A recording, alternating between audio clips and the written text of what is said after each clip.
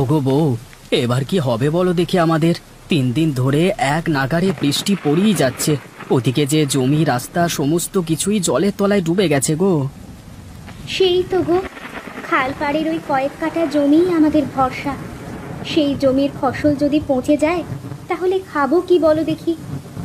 গত 2 দিন তুমি আমাকে মাঠে যেতে দাওনি, আজকে তুমি আমাকে আটকাতে পারবে না। আমি বৃষ্টিতে ভিজে হলেও জমির হাল একবার দেখে আসবো। আজকে তোমাকে আমি বারণ করব না, শুধু নিজের শরীরের প্রতি একটু খেয়াল রেখো। এই সময় জ্বর সর্দি বাঁধালে ওষুধ কিনবার টাকা পর্যন্ত আমাদের কাছে নেই। ঠিক আছে গিন্নি, তুমি বাড়িতে থাকো, আমি চট করে একবার মাঠ থেকে ঘুরে আসি। সাবধানে যেও, যা জল বেড়েছে তাতে সাপ খোপ জলের উপর ঘুরে বেড়ানো আশ্চর্য কিছু নয়। বেশ বেশ, সে তুমি নিশ্চিন্তে থাকো। না, এ যে কোনটা মাঠ আর কোনটা পুকুর সেটা তো আমি ঠিক করে বুঝতে পারছি না। জলের যা স্রোত দিচ্ছে তাতে তো একবার ভুল জায়গায় পা পড়লেই স্রোতে ভেসে চলে যাব। আরে ও গোপালদা, এই বন্যার সময় চললে কোথায় তুমি? স্রোতে ভেসে মারা পড়বে যে। হ্যাঁ গো হারান ভাই, ওই ভয় তো এগোতে পারছি না। এখন জমিটা একবার দেখতে যাব ভাবলাম, কিন্তু কোনটা জমি কোনটা নদী কিছুই তো বুঝতে পারছি না। জমি বলতে তোমার সেই খালপাড়ের জমিটা নাকি? হ্যাঁ গো, সেই জমিটাই বটে, কিন্তু এখন কি করব বলো দেখি। না না, মাথা খারাপ নাকি? এই সময় ওখানে যাওয়া মানে বিপদকে নিজের কাছে ডেকে আনা। সে তো বটেই, তা তুমি এখানে ডিঙি নিয়ে কি করছো? মাছ ধরছো নাকি? হ্যাঁ, মাছ ধরতেই তো এসেছিলাম, কিন্তু দুর্ভাগ্য জানি না কেন একটা মাছও উঠলো না। মাছগুলো সব গেল কোথায় কে জানে। আচ্ছা হারান ভাই, তুমি যখন মাছ পাওনি তাহলে তোমার ডিঙিতে করে একবার আমার জমিটাতে ঘুরে আসা যায় না? হ্যাঁ, সেটা হতে পারে। এখানে তো শুধু শুধু সময় নষ্ট করে লাভ নেই, তোমাকে নিয়ে গেলে বরং তোমার উপকার হবে। আচ্ছা এসো এসো, ডিঙিতে উঠে এসো।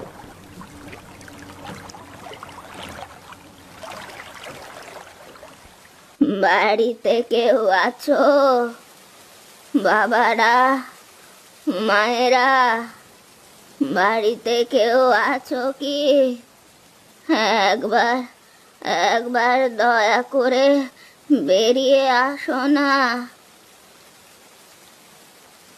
এ কি বুড়িমা, আপনি কে? আর এই বন্যার জল পেরিয়ে বৃষ্টিতে এরকম ভিজে আপনি এখানে কি করছেন? আপনি দাওয়ায় উঠে আসুন তাড়াতাড়ি।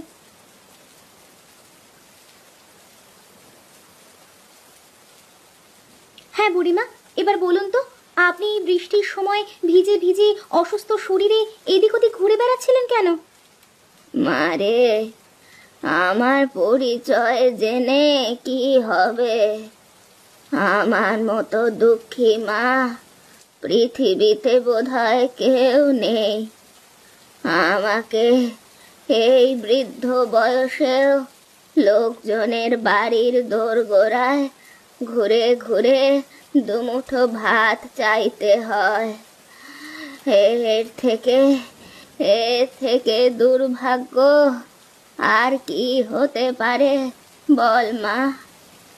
এমন করে বলবেন না মা, আপনার যদি কোথাও থাকবার জায়গা না থাকে তাহলে আপনি আমাদের সাথে এখানে থাকুন, আমাদের কোনো অসুবিধা হবে না। মারে, এর আগে আমি অনেক জনার বাড়ির দোরগোড়ায় ঘুরেছি, কেউ আমাকে তাদের সাথে রাখতে চায়নি। রাখা তো দূরের কথা, দুটো খেতে চাইলেও আমাকে দূর দূর করে তাড়িয়ে দিয়েছে। আপনাকে কোথাও যেতে হবে না মা, আজ থেকে আপনি আমাদের সাথে থাকবেন। আমরা দুবেলা দুমুঠো যা খেতে পাই আপনার সঙ্গে ভাগ করে খেতে আমাদের কোনো অসুবিধা হবে না মা। বেঁচে থাকো, বেঁচে থাকো মা, বেঁচে থাকো, সুখী হও। তা মা, তুমি কি বাড়িতে একাই থাকো? না মা, আমি আর আমার স্বামী দুজনে থাকি। ও একটু বাইরে বেরিয়েছে, বন্যার জলে জমির কি হাল সেটাই দেখতে গেছে।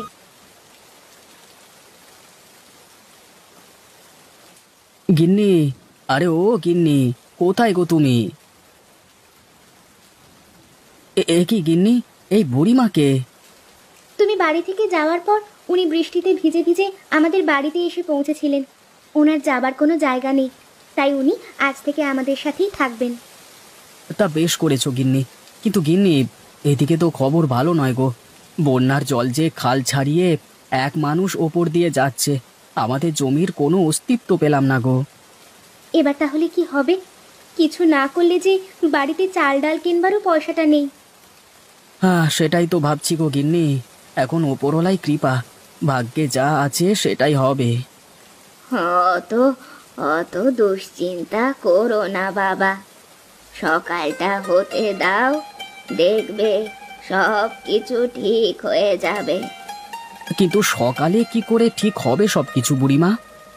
তুমি শুধু ওপরওয়ালার ওপর বিশ্বাস রাখো, দেখবে উনি সব কিছু ঠিক করে দেবে।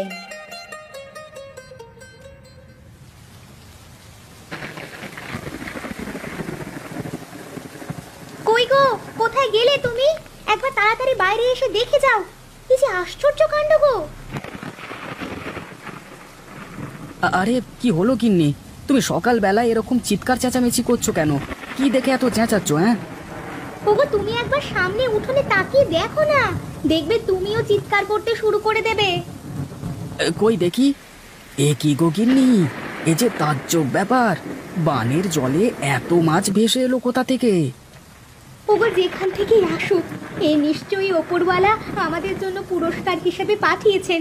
তুমি দাঁড়াও, আমি ঝুড়ি নিয়ে এসে মাছগুলোকে তুলে নিই।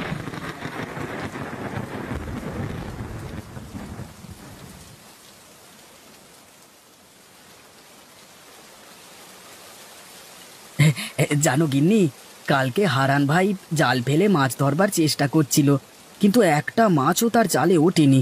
আর আজকে দেখো, না চাইতেই আমাদের উঠানে বানে ভেসে এত মাছ চলে এসেছে। তাই নাকি গো? তাহলে আর বলছি কি গিন্নি, কিন্তু গিন্নি এত মাছ এখন কি করা যায় বলো তো? তুমি একটা কাজ করো, এত মাছ তো আমরা খেতে পারবো না, আমাদের আজকে রান্নার জন্য কিছু মাছ রেখে দিয়ে বাকি মাছ গাঁয়ের মানুষদের কাছে বিক্রি করে এসো। তুমি ঠিক বলেছ গিন্নি, এতে করে হাতে দুটো পয়সাও আসবে, আমাদের আর খাওয়া পড়ার অভাবও হবে না। কিন্তু একটা অসুবিধে আছে গিন্নি। আবার কি অসুবিধে? গ্রামের রাস্তাঘাট তো বানের জলে একদম ডুবে গেছে, আমি জল পেরিয়ে গ্রামের লোকেদের কাছে মাছ বিক্রি করতে যাব কি করে? শোনো, তুমি বরং হারান্দাকে তোমার সাথে নাও, হারান্দার ডিঙিতে করে তুমি মাছগুলো খুব সহজেই গ্রামের লোকেদের কাছে বিক্রি করতে পারবে। তারপর সেখান থেকে যা টাকা হবে তার কিছু অংশ তুমি হারান্দাকে দিয়ে দিও। একদম ঠিক বলেছ গিন্নি, এই জন্যই তোমাকে আমি এত ভালোবাসি। তুমি তাহলে বসো, কেমন রান্না বান্না করো, আমি হারান্দার সাথে মাছগুলো বিক্রি করে এসে একসঙ্গে বসে জমিয়ে মাছ দিয়ে ভাত খাবো। কিন্তু ঘরে একদমই চাল নেই যে, যা আছে আজকের দিনটাই চলবে। তুমি মনে করে একটু ভাতের চাল নিয়ে এসো না গো। আচ্ছা গিন্নি, তুমি চিন্তা করো না, আমি আসবার সময় ভাতে চাল নিয়ে আসবো। আমি এখন চললাম। হ্যাঁ,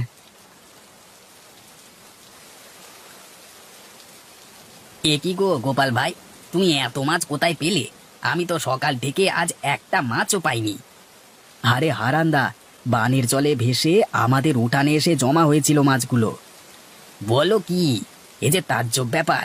তা এত মাছ নিয়ে তুমি এখন করবেটা কি? এই মাছ এখন তুমি আর আমি মিলে গ্রামের বাকি মানুষদের ঘরে গিয়ে বিক্রি করব।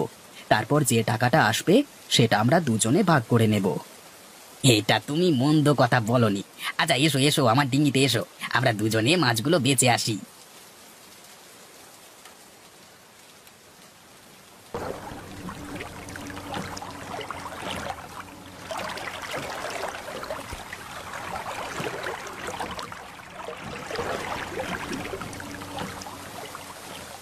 আরে তোমরা দুজন এখন এখানে, কি ব্যাপার?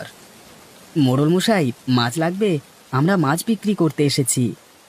আরে হারান তো দুদিন ধরে মাছ ধরে উঠতে পারে না, আর আজকে এত মাছ পেলে কোথায়?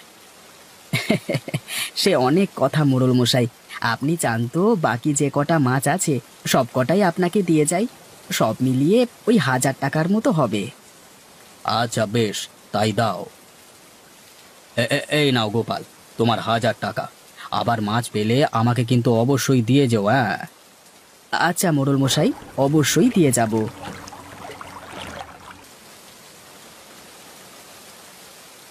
আজকে তো মাছ বেচে অনেক টাকাই হলো, কিন্তু এই টাকার বেশিরভাগটাই তো গোপাল নিয়ে পালাবে। না না না না, এটা তো হতে দেওয়া যায় না।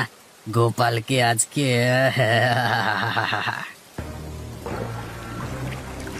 এ কি হারান্দা, তুমি কি করছো আমার সাথে? আমাকে বাঁচাও, আমাকে এখান থেকে উদ্ধার করো।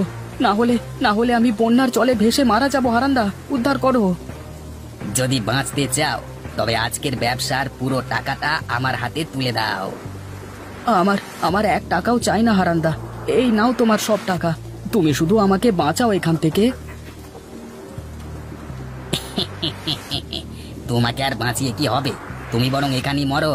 আমি তোমার বাড়িতে যেয়ে কাঁদো কাঁদো মুখ করে বলবো, গোপালদা বন্যার জলে ভেসে গেছি। না হারান্দা, এমনটা করো না, আমার পরিবার না খেতে পেয়ে মারা যাবে। সে সব আমার দেখে কি হবে, তুমি বরং এখানে হাবুডুবু খাও। হ্যাঁ, আমি চলি।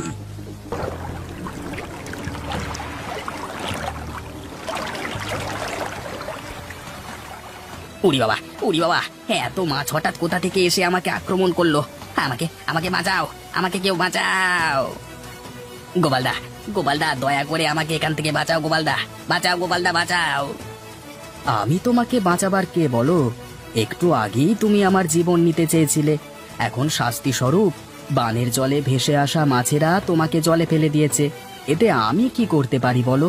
তুমি এখানে হাবুডুবু খাও, আমি বরং বাড়ি যাই।